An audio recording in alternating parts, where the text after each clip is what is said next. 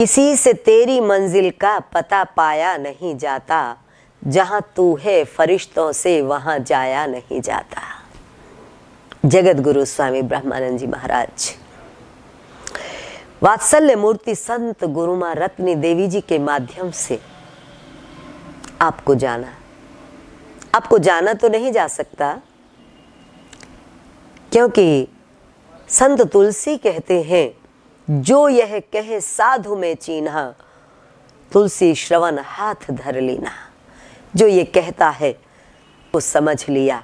तुलसी कहते हैं कि मैं कानों पे हाथ रखता हूं कि ऐसा कैसे सुनूं, ये गलत है, ये हो ही नहीं सकता। तो हम नहीं कह सकते कि आपको हम जान गए, पर हम इतना कह सकते हैं कि आप हमारे हृदय में इस तरह से समा गए। आपके जीवन से जुड़ी हुई संत रत्नी देवी जी इस ढंग से हर बात को बताया करती थी कि हम खो जाया करते थे उनमें। बाल हृदय था, बाल मस्तिष्क था, और वो बाल मस्तिष्क जब संत रत्नी देवी जी के मुखार बिंद से जगत गुरु स्वामी ब्रह्मानंद जी महाराज की, गुरुदेव की महिमा को सुना करता था, तो ब्रह्मानंद की छवि को कल्पना के लोक में उतार कर जैसे अपने हृदय में बसा लेता था। और संत रत्नी देवी जी का एक समर्पण उनकी आंखों से झलकता, उनकी वाणी से झलकता, और वह जैसे सारा का सारा मैं पी जाती। मेरा हृदय जैसे उससे सराबोर होता था। मैं जब बोल रही हूं तो मुझे वो सारा दृश्य आज भी वैसे का वैसा ही नजर आ रहा है। वो चीजें, वो अनुभूतियां जिससे मेरे इर्द गिर्द घूम रही हैं,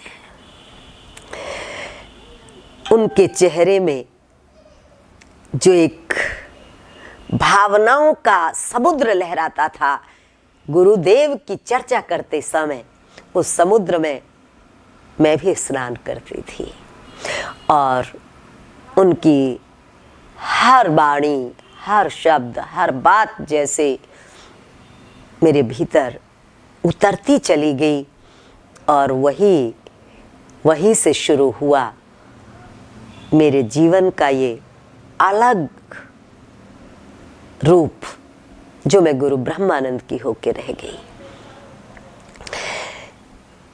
सन 73 में गुरुदेव ने संत रत्नी देवी जी को मेरी जन्मभूमि में भेज दिया और कहा कि मैं वहां पर यज्ञ करने आऊंगा, तुम जाओ और जाकर प्रचार करो और तैयारी करो। संत रत्नी देवी जी वहां आकर जब ये खबर देते हैं कि गुरु महाराज ज्येष्ठ की पूर्णमासी को यहाँ पर भंडारा करेंगे, यज्ञ रखेंगे, यज्ञ करेंगे, तो हम तो फूले नहीं समाते। हमारे भीतर तो जैसे अमृत की वर्षा होने लगी, हमारा रोम रोम खिल उठा। सारी संगत में आनंद की बौछार होने लगी। धरती पे जैसे पैर पड़ने ही बंद हो गए, हवा में उड़ने लगे, घर घर हवन होने लगे, और ये प्रचार होने लगा कि गुरुजी आ रहे हैं। गुरुजी नहीं, भगवान आ रहे हैं, क्योंकि सब हृदय में गुरुदेव को इसी रूप में मानते थे।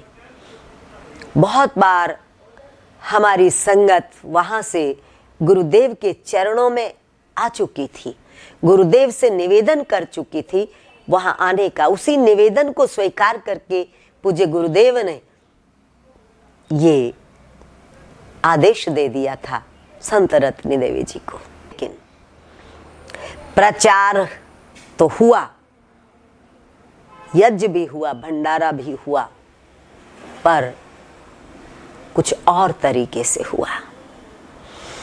ज्येष्ठ पूर्णिमा का दिन निश्चित था लेकिन वैशाख पूर्णिमा के दिन गुरुदेव यहाँ से विदा हो जाते हैं, इस धरती से ही विदा हो जाते हैं। और विदा होने से पहले वो कहते हैं एकदम कि मुझे तो जाना है, मेरा तो बिस्तर बंधा है। तो माता जी होते थे, माता नन्नी देवी, वो बताया करते थे कि हमने समझा कि गुरुजी कह रहे हैं कि मुझे वहां फगौता जाना है, ये उनका संकेत है, शायद इसके लिए कह रहे हैं। जबकि बाद में ये पता चला कि वो ऐसा जो कह रहे थे उनका मकसद कुछ और था, वो इस धरती से विदा होने का संकेत कर रहे थे। तो गुरुदेव हमारे 16 मई 1973 बुद्ध पूर्णिमा के दिन पुंडरी के आश्रम में रात्रि के लगभग 8 बजे जब चांद अपनी पूरी कलाओं के साथ आकाश में तैर रहा था, तो गुरुदेव भी मानो 16 कला पूरी करके इस धरती से विदा हो रहे थे। और विदाई का जब संदेश हमें मिलता है हमारी जन्मभूमि में, जब यहाँ से सेवादार आते हैं संत रत्नी देवी जी को लेने के लिए, तो सारा का सारा माहौल बदल जाता है।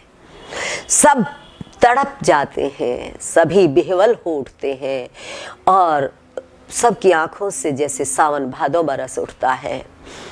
और मैं भी बाल हृदय में स्वामी जी के, गुरुदेव के चित्र को बसाए, उनकी छवि को बसाए बिलखने लगती हूँ। और उसके बाद जैसे एक अंदर तड़प उठती है। और उम्र थी 12 वर्ष, उसी उम्र में लेखनी चलने लगती है। पहली लेखनी मेरी जो चली है वो गुरुदेव के वियोग में चली है। हमने पढ़ा है कविताओं के जगत में, वियोगी होगा पहला कवि, आह से उपजा होगा गान, निकल कर आहों से चुपचाप बही होगी कविता अनजान। कुछ कुछ वैसा ही मेरे साथ भी हुआ। मैंने भी गुरुदेव के वियोग में कलम उठाई और लिखना शुरू कर दिया। बहुत सारी पंक्तियां लिखी हैं, रचनाएं लिखी हैं। आज उन्हीं यादों को समर्पित कर रही हूँ कुछ पंक्तियों के माध्यम से, इस रचना के माध्यम से अपने गुरुदेव के चरण कमलों में। ओम तत्सत।